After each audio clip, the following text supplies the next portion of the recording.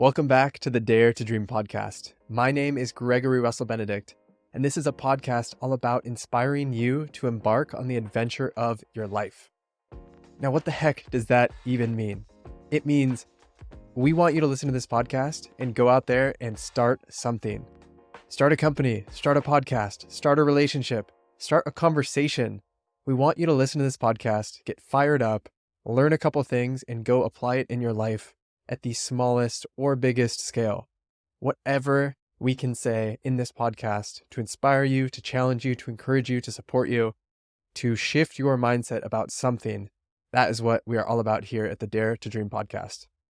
Today, as you can see, it is a solo episode, and it's going to be a bit of a random episode. I'm going to jump through a lot of the things that I've been learning, that I've been talking about this week, to myself and others, and we are going to dive straight into it, starting with confidence. Confidence is this thing that everyone talks about. What is confidence? Well, confidence comes from two Latin words, con and fidra, and its literal definition is with intense trust. Confidence is having intense trust in yourself. You earn confidence by doing the things that you say you're going to do. And in my opinion, the number one result of confidence is more self-love. When you start doing the things that you say you're going to do on a consistent basis, you can trust yourself. And trust is such a key component of love for all of those people out there listening in a relationship. You know this. And why would it be any different with ourselves? If we know we aren't going to do the things that we say we're going to do, we'll skip the important parts. We'll skip the important tasks. And that leads to beating yourself up, rationalizing, all of the negative things. And if I had one message to share from this podcast episode and also from this podcast, it would be do the things that you say you're going to do. Your life will get better externally. Your life will get better internally. Your relationships will improve with other people. But most importantly, your relationships will improve with yourself. Hopefully just one relationship, unless you have schizophrenia and have multiple personalities. Next, we're going to talk about gratitude and humility. These are two things that are talked about a lot, but what is meant by both? So gratitude is a little more self-explanatory. It is being thankful for the things that you have, the things you've been given, the things that exist in the world. You can be grateful for the trees and the lakes and the fish. You don't necessarily have to have ownership of them to be grateful. And in my own life, implementing a gratitude practice has paid huge dividends. My own gratitude practice is super simple. I didn't invent it. I took it from someone else. Simply writing 5 things down every day that I am grateful for and why.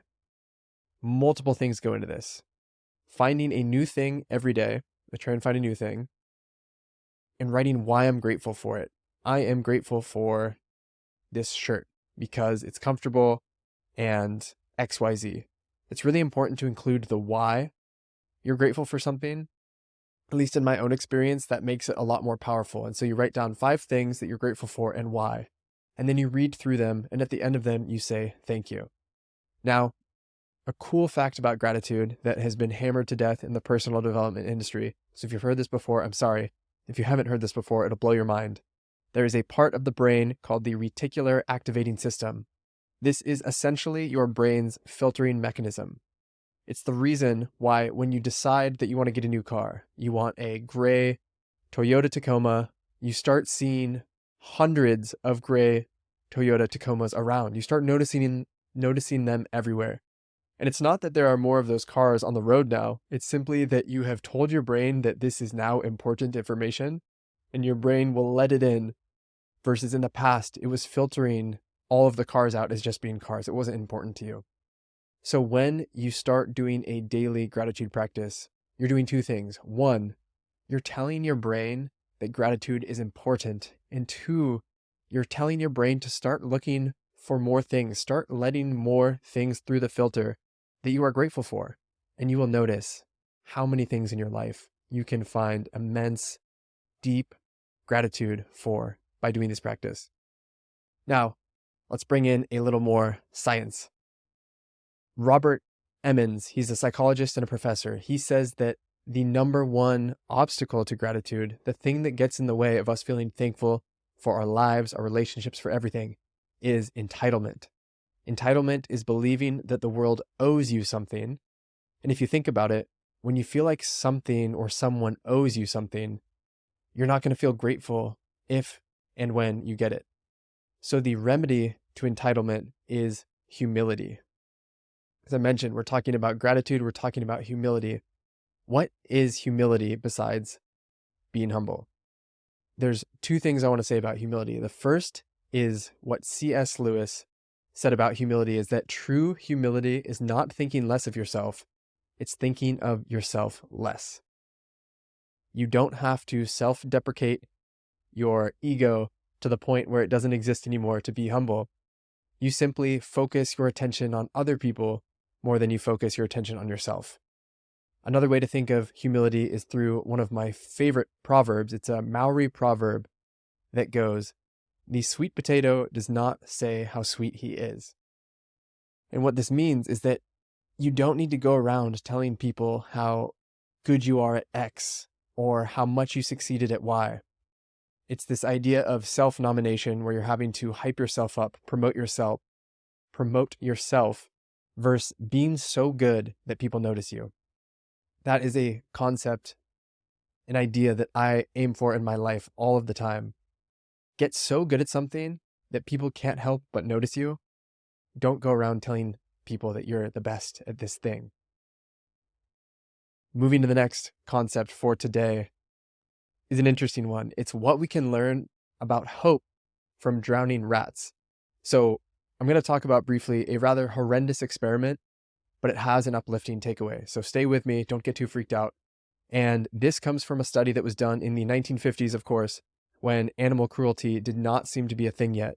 And it was done by a professor at Johns Hopkins named Kurt Richter. Kurt wanted to study the role that hope plays in survival. And so he started doing what every young serial killer does. He started killing animals. He would place rats in a bucket of water and measure how long it took for them to give up swimming and drown. Horrible. But here's what he found.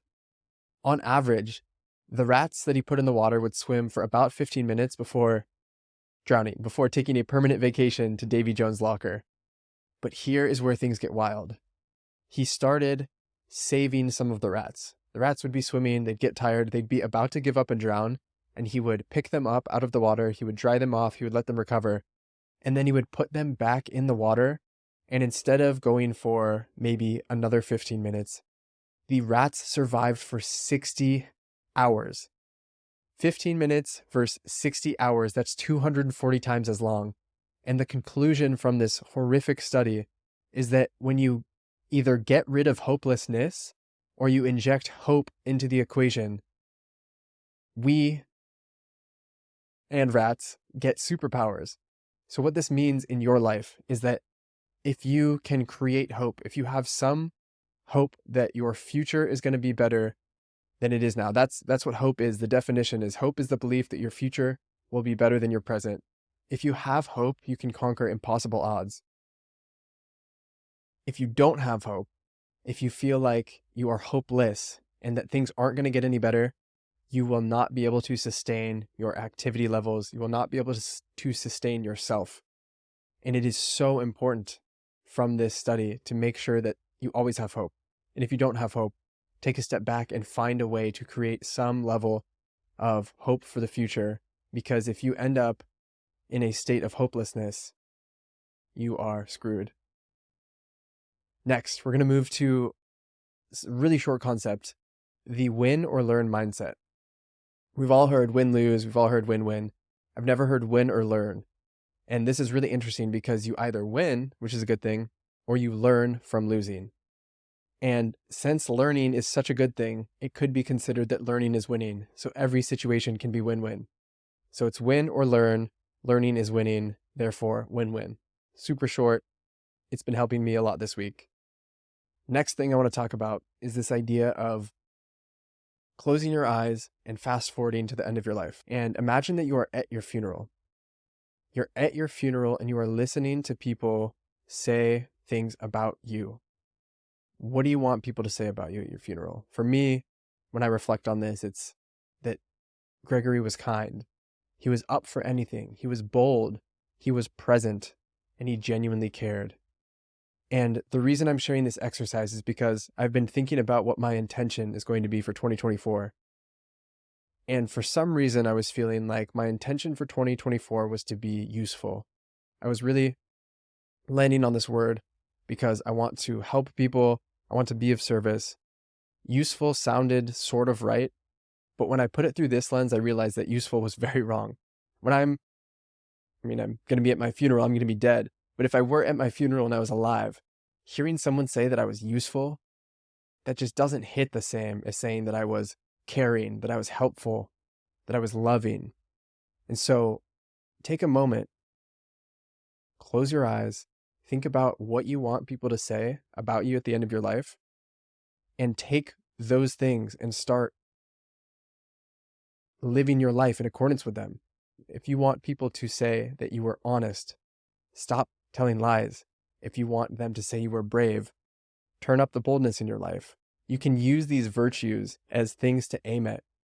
So it's turning virtues into goals of being versus just the goal of making X amount of money or getting this shiny new car. And that leads us perfectly into the next point, which is this tension between being and doing. I think about it a lot. And in the past, I've thought about it as an either or proposition, that you're either focusing on who you're being in the moment, your presence, your posture, how you're showing up in the world, or you're focusing on your doing. But what I'm realizing is that they're not mutually exclusive. They're not mutually exclusive because whenever you go to do something, who you are being, the human being that you are, also shows up. So you don't need to reinvent your human hardware. You just need a software update. One that brings more intention to the care and actions you are taking. This is something I'm constantly remembering. Who you are being is equally as important as what you are doing. And they layer on top of each other. It's not either I'm being or I'm doing. Again, they're layered. It's together. It's not mutually exclusive. And this leads me into my last point for today, still around being. Most people think, I want to have this thing, so I have to go out there and I have to take this action. I have to do something. And then maybe once I have all of these things and I've done all of these actions, that I'll be happy. But we're going to flip it on its head. And instead of it being have, do, be, we're going to say be, do, have. So first, figure out who you want to be. This is one of the most important questions you can ask yourself anytime, but especially as we go into 2024. Who do you want to become? What kind of person do you want to be? Figure that out. And then you simply ask yourself, what would that person do? Once you've figured out who you want to be, ask yourself, what would that person do? And then consistently go do those things. You consistently go do those things, and then soon you'll have all of the things you wanted.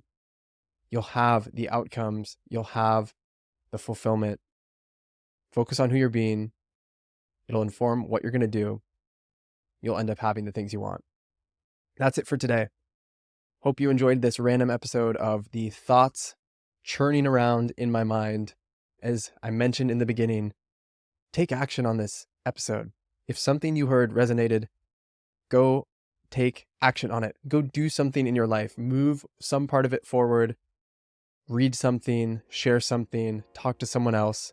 If you enjoyed this episode, please share it with a friend. That is the only way we're going to grow the episode. Thank you so much for being here with us today. Love you guys.